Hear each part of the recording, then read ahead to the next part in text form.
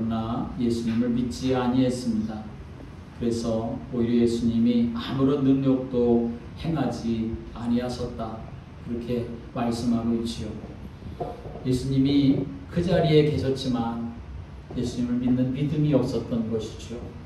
오늘 여러분이 교회에 와서 오늘 예배를 드리는데 여러분의 예배가 하나님 앞에 믿음을 드리는 예배가 되고, 또 하나님 앞에 믿음을 고백하는 예배가 되고, 하나님이 더 큰 믿음을 부어주시는 그런 예배가 되기를 주님의 이름으로 축복합니다. 성경에 중요한 한 가지 원리를 말하라라고 한다면 참된 믿음에는 응답이 있다라는 것입니다. 참된 믿음이 있고로 응답입니다. 다니엘서 10장 12절의 말씀 오면 다니엘이 스스로 겸비하기로 결심하던 첫날에 내 말이 응답되었으므로 라고 말씀합니다. 다니엘이 내가 믿음으로 하나님 앞에 서야 되겠다, 그렇게 결단하는 그 시간에 내 말이 응답되었다. 하나님의 역사는 우리가 믿음을 회복하는 그 시간에 하나님이 벌써 일하기 시작하셨다 하는 것을 말씀하는 것입니다. 우리가 믿음을 가지면 하나님은 그 믿음을 보시는 것이고, 하나님 그 믿음을 우리가 가지면 하나님은 그 믿음 때문에 일하신다는 사실을 믿으시기 바랍니다. 요한복음 4장의 말씀 오면 왕의 신하의 아들이 지금 죽게 되었습니다. 그래서 그 아버지가 예수님을 찾아와서 예수님께 요청합니다. 주여, 내 아들이 죽기 전에 오소서. 무슨 말이냐 하면 제 집에 가서 제 아들을 좀 고쳐주십시오 라고 예수님께 요청하는 거죠. 그런데 예수님은 가시지 않고 그 자리에서 말씀하십니다. 가라, 네 아들이 살아났느니라 라고 이렇게 말씀하십니다. 그러자 그 아버지는 어떻게 합니까? 성경에 있는 말씀 그대로를 말하면 그 사람이 예수께서 하신 말씀을 믿고 가더니 라고 말씀하고 있습니다. 그런데 그 말씀을 믿고 이제 자기 집으로 이 아버지가 내려가는데 그 집의 종들이 그 아버지를 찾아와서 길 도중에 만나서 말합니다. 당신의 아들이 살아났습니다 라고 말하지요. 그래서 언제 살아났느냐 라고 다시 물어가지고 그 살아난 때를 헤아려 보니까 그때가 언제입니까? 예수님이 말씀하시던 그때, 예수님은 내 아들이 살아났다 라고 말씀하셨던 그때였고, 그리고 그 아버지는 예수님이 하신 말씀을 믿었던 바로 그때 그 아들은 살아나게 되었던 것이지요. 오늘 여러분의 예배가 하나님 앞에 믿음을 보이는 시간이 되고, 믿음을 드리는 시간이 되고, 그 믿음의 역사에 응답을 누리는 시간이 되시기를 주님의 이름으로 축복합니다. 지금 나에게, 지금 우리에게, 우리 인생에 있어서 반드시 회복되어야 될 것이 무엇이냐? 어떤 사람은 나는 건강이 회복되기를 원하고, 어떤 사람은 나는 물질이 회복되기를 원하고, 별의별 거 다 회복되기를 원할 수 있지만, 그러나 정말 우리에게 회복되어야 될 것은 무엇이냐? 참된 믿음. 그 참된 믿음이 회복되면 하나님이 일하시게 되는 줄을 믿으시길 바랍니다. 하나님은 이 세상에 복음을 주셨습니다. 이 복음은 어느 정도냐 하면 골로새서 2장 3절의 말씀이 오면 그 안에는 지혜와 지식의 모든 보화가 감추어져 있느니라 라고 말씀합니다. 이 복음 안에 구원받은 하나님의 자녀들이 이 땅에서 살아가는 동안에 누려야 될 모든 축복이 다 담겨져 있다. 하나님이 그 복음 속에다가 다 담아주셨다라고 말씀하는 것입니다. 그래서 이 복음의 비밀을 깨닫고 누리면 누릴수록 우리의 연약함과 부족함이 문제되지 않는 것입니다. 여러분, 초대교회를 한번 생각해 보십시오. 그 작은 마가다락방에서 120명의 성도들로 시작되었는데, 이 초대교회의 복음은 그 당시에 최고의 강대국이었었던 로마를 정복하는 역사가, 로마가 복음화되어지는 역사가 일어났는데, 그렇게 될 줄을 사실 누가 알았겠습니까? 초대교회 구성원들은 다 연약한 사람들이었습니다. 아무것도 없는 사람들, 보잘것없는 사람들. 그러나 복음은 무엇입니까? 구원을 주시는 하나님의 능력입니다. 복음은 능력이고 복음은 견고한 진을 다 파하는 능력이 되는 것입니다. 아주 강력이라고 성경은 말씀하고 있습니다. 초대교회가 바로 이 복음을 붙잡았기 때문에 로마를 복음화하고 이 복음 붙잡은 초대교회를 하나님은 세계복음화 역사에 쓰시게 되었던 것입니다. 오늘 우리도 참된 믿음 가운데 복음을 붙잡음으로 말미암아 하나님이 정말 축복하시고 복음의 증인으로 세워주시는 은혜로 여러분이 충만케 되기를 주님의 이름으로 축복합니다. 그런데 안타까운 사실은 많은 사람들이 신앙생활을 하면서도 오늘 본문에 나오는 이 유대인들처럼 복음의 능력을 안 믿는다는 것입니다. 왜 안 믿습니까? 복음을 잘 모르고 있기 때문에 안 믿는 거죠. 또 복음과는 관심이 전혀 없는 다른 것에 있기 때문에 믿을 수가 없게 되는 것이죠. 오늘 예수님이 회당에서 당신의 고향으로 돌아가서 회당에서 가르치시는데 사람들이 다 놀랍니다. 예수님의 가르치심과 그 지혜와 그 능력에 대해서 다 놀랐습니다. 그런데 이 사람들이 믿어요? 안 믿어요? 안 믿습니다. 지금 이들이 복음이신 그리스도이신 예수님에 대해서 모를 뿐만 아니라 이들의 관심은 오직 뭐에 있었냐? 그 예수님의 육신적인 것에만 관심이 있었던 것입니다. 아니 저 예수 요셉이라는 사람의 아들이 아니냐? 우리가 저 어머니도 알고 우리가 저의 형제들도 알고 우리가 저의 누이들도 아는데 우리가 어릴 적부터 저 예수를 보아왔는데 사람들은 그 예수님의 육신적이고 인간적인 것에만 관심이 있었던 거죠. 자기들 스스로 선민이라고 하고 하나님의 율법을 받았다고 하는 유대인들은 여러분 왜 망했을까요? 힘이 없어서 무기가 없어서 망했을까요? 그렇지 않습니다. 그들의 관심, 그들의 믿음이 복음이 아니었기 때문에 망한 것입니다. 그러나 반대로 성경에 말씀 오면 귀신 들린 딸을 데리고 있었던 개처럼 취급받았었던 수로보니게 여인도 유대인들이 상종조차 하기 싫어했었던 아주 멸시했었던 사마리아 여인도 복음 대신 예수님께 나오니까 사는 역사가 일어나고 회복되는 역사가 일어나게 되었던 것입니다. 우리가 먼저 신앙생활하면서 정말 승리해야 되는데 승리하는 것 이전에 사람들은 신앙생활하면서 왜 실패할까? 그 내용을 우리가 분명히 할 수 있어야 합니다. 세계 역사를 보면 가장 비참하게 멸망받았던 민족 중에 한 민족이 바로 유대 민족입니다. 우리가 잘 알고 있는 것처럼 히틀러가 600만 명의 사람들을 독가스실에 집어넣어가지고 모두 다 살해했는데 그런데 거기에 대상자들이 누구였습니까? 유대인들이었습니다. 터키나 그 주변에 터키나 스페인 같은 나라가 강성하게 일어나가지고 그 주변의 사람들을 핍박했는데 그 핍박의 대상자들이 주로 누구였느냐? 유대인들이었습니다. 주 70년에 예루살렘이 로마에 의해서 이제 무너지고 망하게 되었는데 그때부터 이스라엘 백성들이 나라 없이 전 세계로 흩어져 가지고 디아스포라로 방랑자처럼 유리와 방황하며 살았습니다. 그러다가 1948년에 이제 나라가 독립되어졌습니다. 그러니까 2000년 동안 거의 2000년이 넘도록 그 2000여 년 동안 이스라엘 나라는 이스라엘 사람들은 나라 없이 유리 방황하는 완전히 망한 그런 인생을 살았던 것입니다.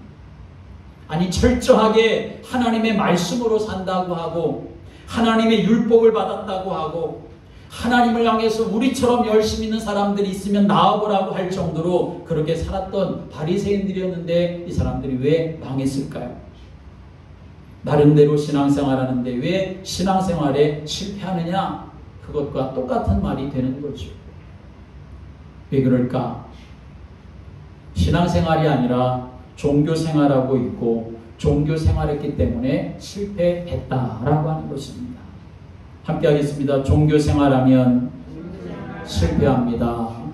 종교생활하면 실패하는 겁니다.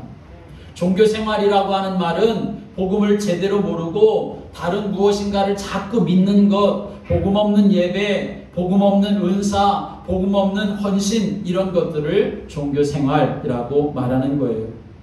다시 말하면 예수가 그리스도가 되신다라고 하는 사실을 모르고 교회에 왔다 갔다 하는 사람들은 신앙생활이 아니라 종교생활 하는 겁니다. 여러분, 가인이 하나님 앞에 예배 드렸습니다. 그러나 복음의 비밀을 모르고 드리는 그 예배 하나님이 받으시지 않으셨습니다. 우리가 예수 그리스도, 예수님이 그리스도가 되심을 믿지 않고 얼마든지 예배의 자리에 앉아 있을 수가 있습니다. 그러나 그 예배는 하나님 받으시는 예배가 될 수가 없는 것이라는 것을 우리가 알아야 합니다. 우리가 복음 대신 예수 그리스도를 믿고 그리고 드리는 그 예배라야 그 예배가 살아있는 예배가 되고 하나님이 기뻐하시는 예배가 될 수가 있는 것입니다. 그냥 교회에 왔다 갔다, 그거는 종교생활하는 것입니다. 전장에 전도하다 보면 나도 예전에 교회 다녀봤어요 말하는 사람들이 많습니다.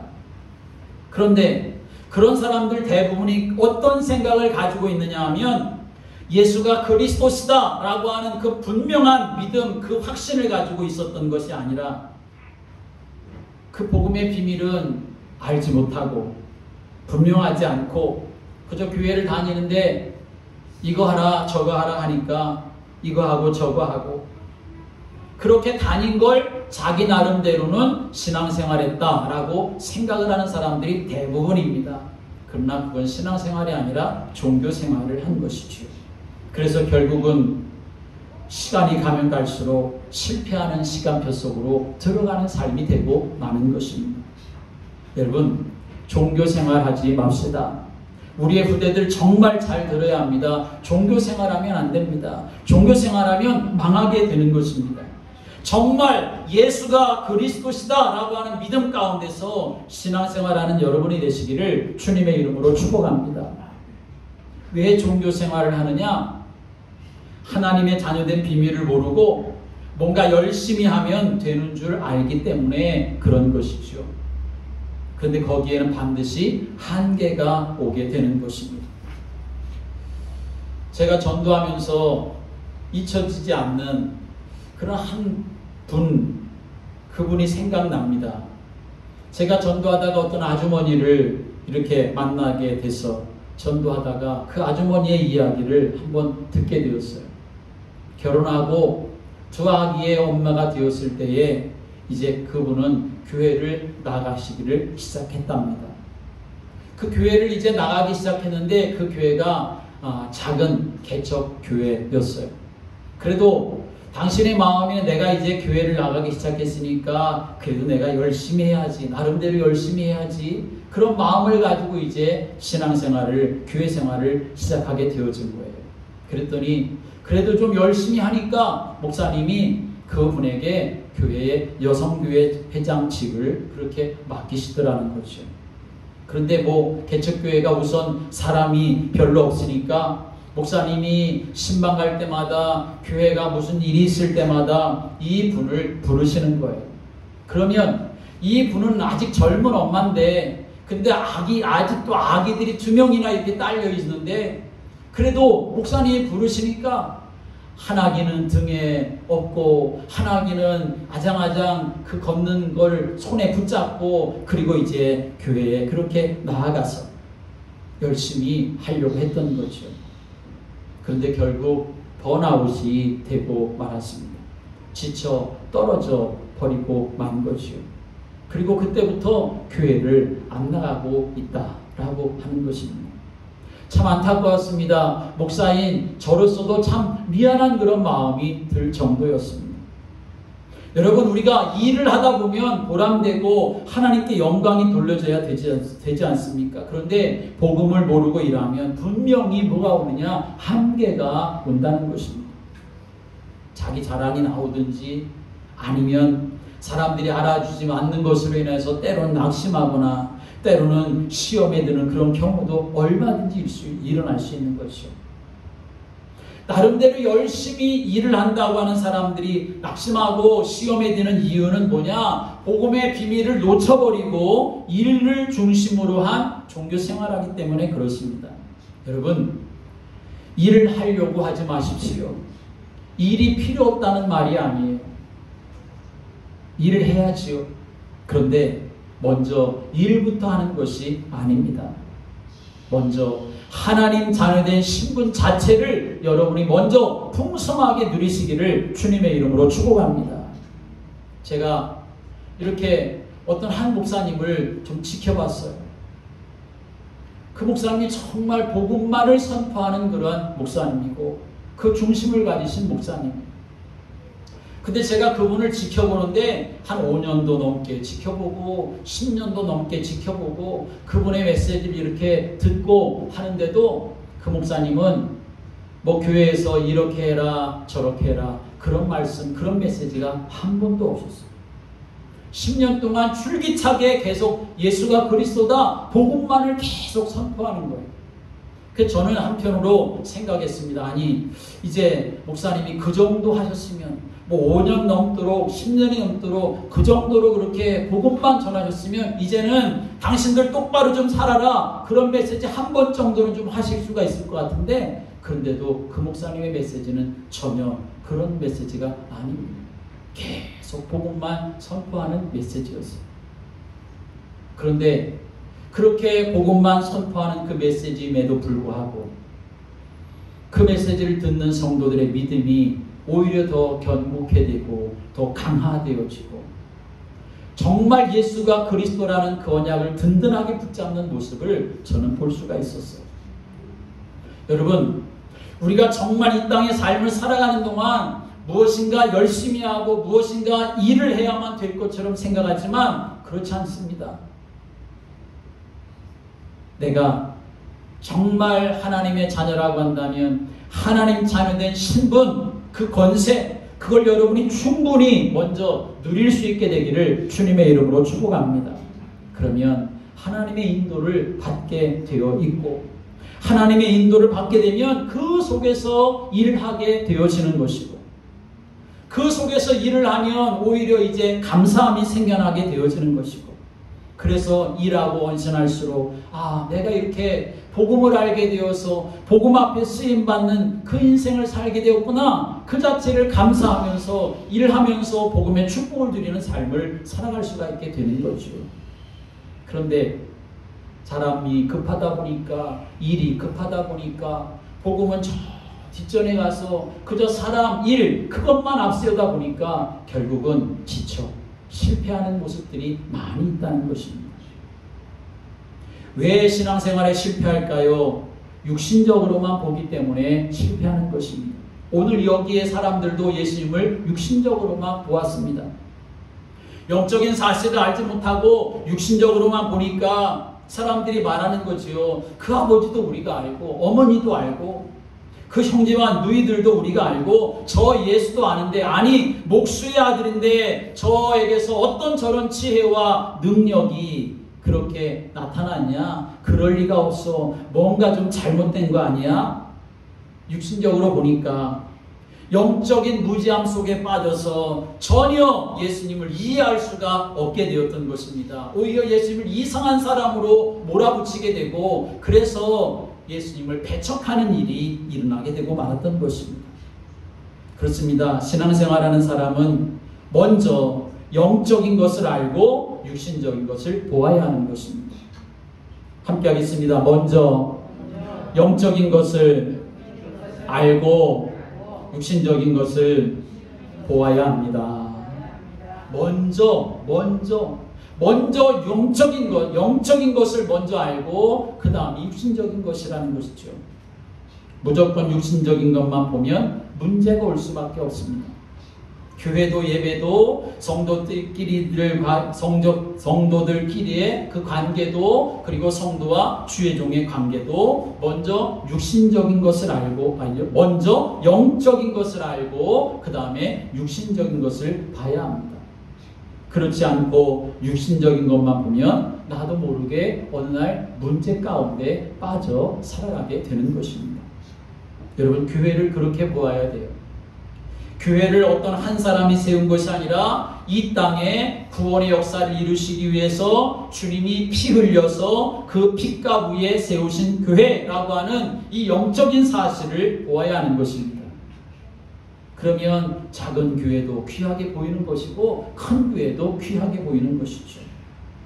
그렇게 영적인 사실로 교회를 바라보게 되면 내가 교회 안에서 신앙생활하게 된 것이 얼마나 감사한 일인지 알 수가 있게 되는 것이고, 혹이라도 교회의 부족한 모습이 보여지게 되어지면 그게 시험거리가 아니라 내가 하나님 앞에 헌신할 부분으로 보여질 수가 있게 되는 것입니다. 영적인 것으로 먼저 바라봐야 그런 과정이 일어나게 되는 것입니다. 지금 우리가 드리는 이 예배도 그냥 사람이 모인 것처럼 보이는 것이 아닙니다. 하나님께서 한 사람 한 사람 불러주셔서 은혜를 주시려고, 하나님이 영광을 받으시려고 우리를 부르셨구나, 그 영적인 사실 우리가 바라봐야 하는 것이죠. 성도들과의 관계도 마찬가지고 주의 종과의 관계도 마찬가지입니다.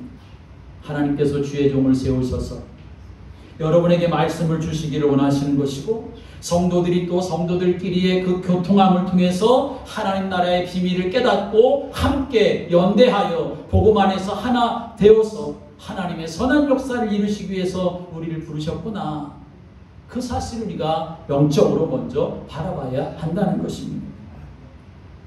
여러분, 유대인들이 예수님을 왜 못 박아 죽였을까요? 예수님을 영적으로 본 것이 아니라 육신적으로 보았기 때문에, 인간적으로 보았기 때문에 그렇게 한 것입니다. 유대인들은 메시아에 대한 기대감이 있었어요. 어떤 기대감이 있었습니까?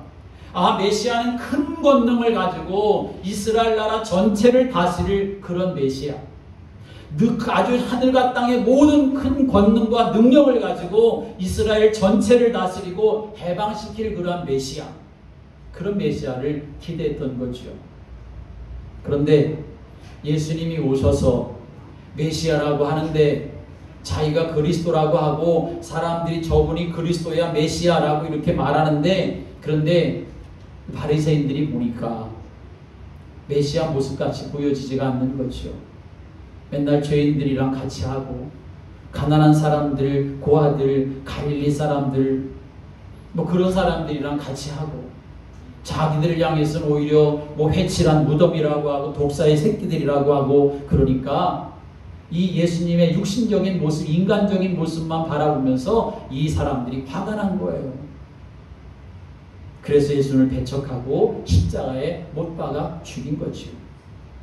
신앙생활 왜 실패하느냐? 영적인 사실을 알지 못하고 육신적인 것으로 교회를 생각하고 성도들의 만남을 생각하고 주의 종을 생각하고 하나님의 일을 생각하고, 그러니까 결국은 실패하는 것입니다. 세 번째, 왜 신앙생활에 실패하느냐? 창세기 3장을 보는 눈이 없기 때문에 실패하는 겁니다. 여러분, 이 세상이 왜 망하느냐? 이 세상에 망하는 원인이 사람들의 윤리적이고 도덕적인 문제 때문에 망하는 것이 아닙니다. 가장 근본적인 이유는 무엇이냐? 바로 창세기 3장에 모든 인생들이 하나님을 떠나서 마귀한테 종노릇하고 죄 가운데 빠져 있기 때문에 우리 인생은, 이 인류는 망하게 된 것이라는 것을 우리가 보아야 하는 것입니다. 물론 우리가 삶을 살아가면서 윤리적이고 도덕적인 삶이 필요하지요. 그러나 그것이 근본 문제가 아닙니다. 인류가 망하는 것은 창세기 3장의 원죄 때문에 망하게 된 것입니다. 거기에서 모든 문제가 다 온 것입니다.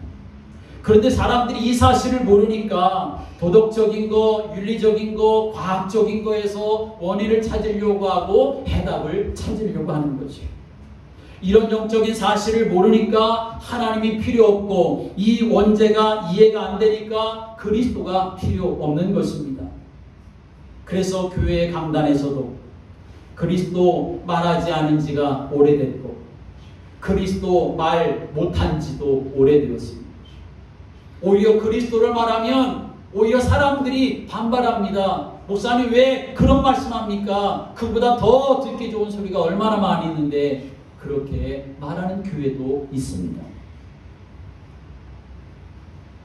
여러분, 저와 여러분이 이제 예수 그리스도의 은혜로 그 모든 원죄 문제에서 완전히 빠져나오고 해방되었음을 믿으시길 바랍니다.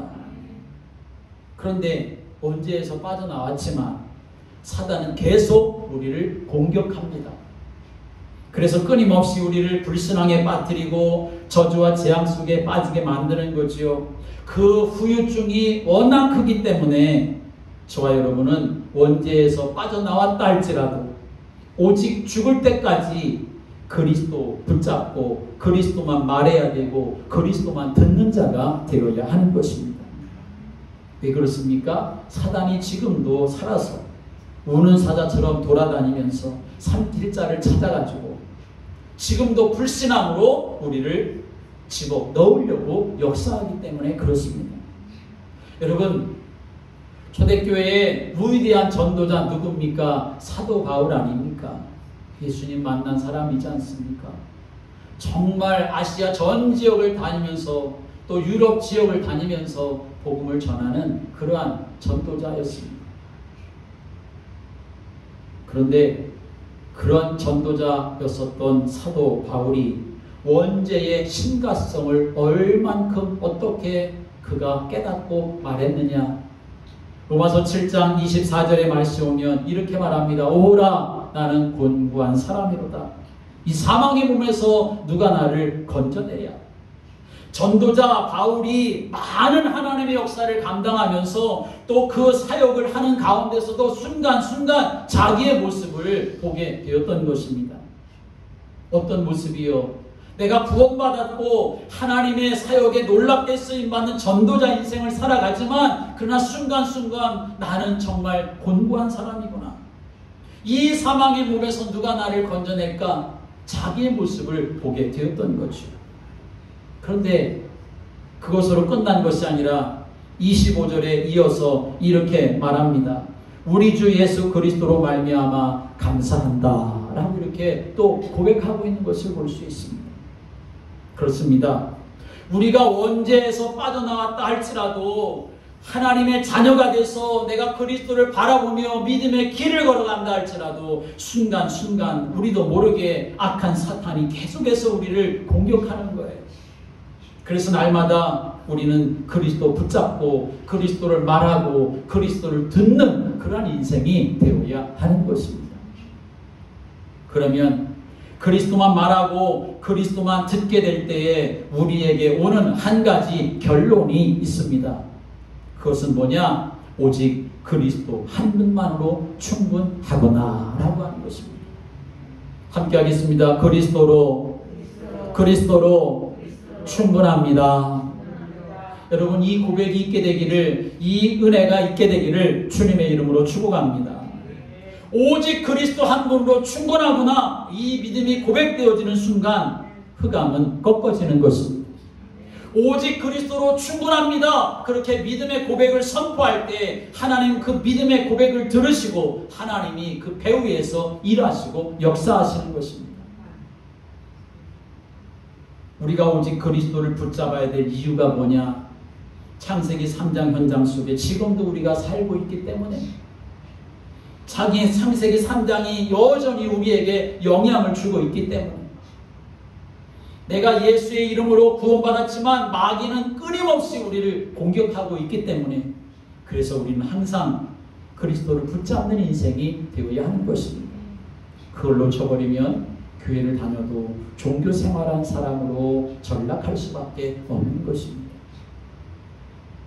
이것이 바로 우리가 회복해야 될 참된 믿음인 것입니다. 우리가 참된 믿음을 회복해야 되는데 중요한 것은 오늘 본문의 사람들이 믿었나 안 믿었나? 안 믿었습니다. 오히려 배척을 했어요. 결국 예수님은 그들이 믿지 않음으로 말미암아 거기서 많은 능력을 행하지 아니하셨다라고 말씀합니다. 저와 여러분의 믿음이 하나님이 정말 기뻐하시는 믿음, 참된 믿음이 되어서 하나님이 일하시고 역사하시는 그런 은혜를 누리게 되기를 주님의 이름으로 축복합니다. 그렇다면 우리가 올바른 믿음을 회복해야 되는데 어떤 믿음이냐? 세 가지를 같이 말씀드리려고 합니다. 먼저는 구원받는 믿음을 회복해야 합니다. 구원받는 믿음. 구원받는 믿음은 무엇을 말합니까? 창세기 3장 15절에 여자의 후손, 출애굽기 3장 18절에 희생제사, 이사야 7장 14절에 임마누엘. 다시 말해서 하나님이 우리 인생의 문제를 해결할 구원자로 오실 그리스도를 약속해 주셨는데 여자의 후손을 통해서 오실 것이다. 그분이 우리의 죄를 대신하여 어린 양처럼 피 흘려 죽을 것이다. 그리고 아예 우리 속에 들어와서 함께 할 것이다. 그렇게 약속해 주셨는데 그분이 오셨고 그분이 바로 예수님, 그분이 바로 그리스도라고 하는 것입니다. 마태복음 16장 16절에 베드로가 주는 그리스도시요 라고 말합니다. 여러분, 이 말이 무슨 말입니까? 이 말은 주는 그리스도시요 라고 하는 말은 내 인생의 주는 그리스도입니다 라는 말입니다. 그냥 손님이 아니라 주인이 되어야 한다는 것입니다.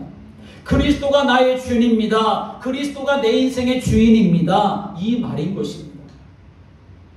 여러분, 예수님이 그리스도이신데 그리스도가 여러분의 주인이 되고 여러분 인생의 주가 되는 은혜가 있게 되기를 주님의 이름으로 축복합니다. 그리스도가 주인이 되어야 되는데 그리스도가 누구입니까?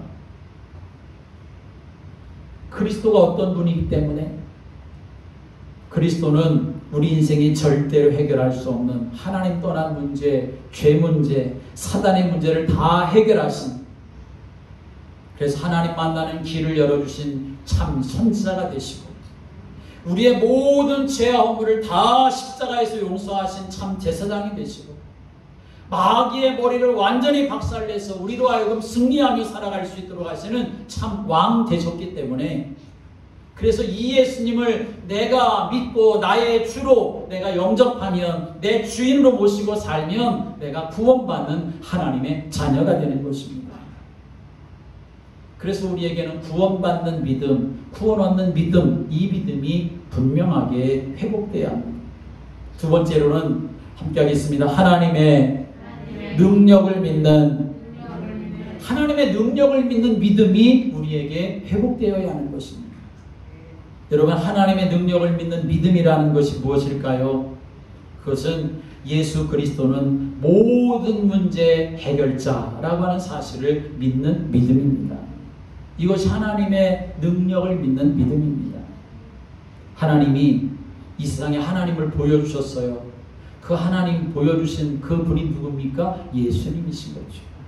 예수님이 이 세상에 오셔서 못하신 일이 없으셨어요. 그런데 그 예수님이 죽으셨지만 부활하시고 승천하시고 끝난 것이 아니라 성령으로 우리와 함께 하시는 줄을 믿으시기 바랍니다. 그 하나님이 지금 우리 가운데 함께 하시는데 그 하나님이 못하실 일이 없으신 하나님, 모든 문제의 해결자가 되시는 하나님, 그 사실을 믿는 믿음을 우리가 가져야 한다는 것입니다. 그냥 예수 그리스도를 믿는 믿음이 아니라 그 예수 그리스도가 나를 구원하셨을 뿐만 아니라 구원받은 내가 삶을 살아가는 동안에도 여전히 사단의 세력은 역사하고 공격하고 나에게도 여전히 후유증이 아직 많이 남아서 많은 문제가 있지만 그 모든 문제를 해결하실 분은 오직 예수 그리스도 한 분뿐이다 라고 하는 이 믿음, 이것이 바로 우리에게 하나님을 믿는, 하나님의 능력을 믿는 믿음이라는 것이죠. 여러분, 한 주일 동안 우리가 그렇게 삽시다. 예수가 그리스도, 나의 주인이 되신다, 나의 왕이 되신다, 내 인생의 주는 그리스도시다 고백하시기를 바랍니다. 뿐만 아니라 내 모든 문제 예수님이 해결하셨다, 그리고 주님이 지금도 역사하신다고 하는 이 믿음 여러분이 갖고 선포하며 살아가시기를 바랍니다.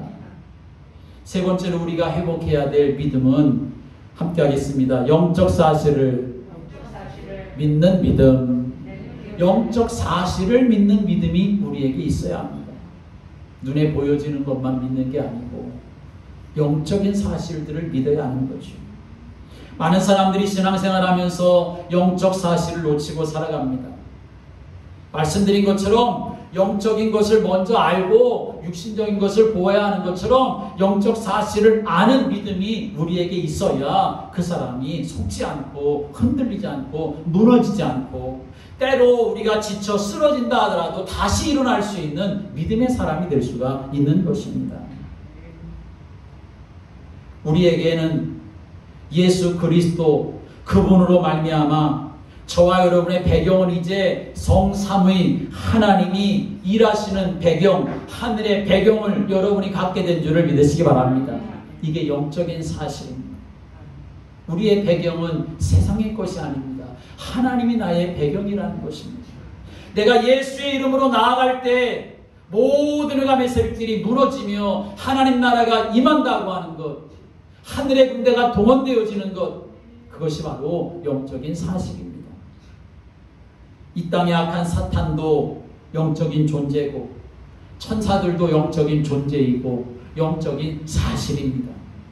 그래서 우리가 그리스도의 이름으로 나아가면 성령이 역사하고 천사가 동원되어지고 흑암이 꺾여지고 하나님의 나라를 누릴 수가 있게 되는 것입니다. 이게 영적인 사실이에요. 이 영적인 사실을 내가 분명하게 붙잡고 그 사실을 내가 선포하며 예수의 이름을 가지고 나아갈 때 하나님이 일하시는 삶을 살아갈 수가 있게 되는 것입니다. 오늘 여러분 교회에서 무엇을 원하십니까? 나는 어떤 믿음을 갖는 자가 되기를 원합니까? 오늘 예수님이 해당에 오셔서 당신의 고향에서 사람들에게 가르치는데 사람들이 놀라긴 했지만 그러나 그들에게 있어야 될 참된 믿음이 없으니까 예수님을 믿지 않고 오히려 예수님을 배척하는 일이 일어나고 말지 않았습니까? 가장 불행스러운 일이지요. 오늘 정말 내가 회복해야 될 믿음이 어떤 것인지 오늘 말씀을 통해서 다시 한번 여러분이 깨닫고 또 붙잡아서 내가 인생 살아가는 동안 나는 오직 예수 그리스도만 붙잡고 예수 그리스도만 말하고 예수 그리스도만 내가 듣고 예수 그리스도만 누리며 삶을 살아가겠다고 하는 그런 믿음 안에서 승리하는 성도들 되시기를 주님의 이름으로 축복합니다. 기도드리겠습니다. 하나님 아버지, 우리에게 믿음을 주시되 예수가 그리스도가 되시는 믿음을 주셔서 감사합니다. 종교생활하지 아니하고 하나님의 은혜 안에서 그리스도와 함께 살아갈 수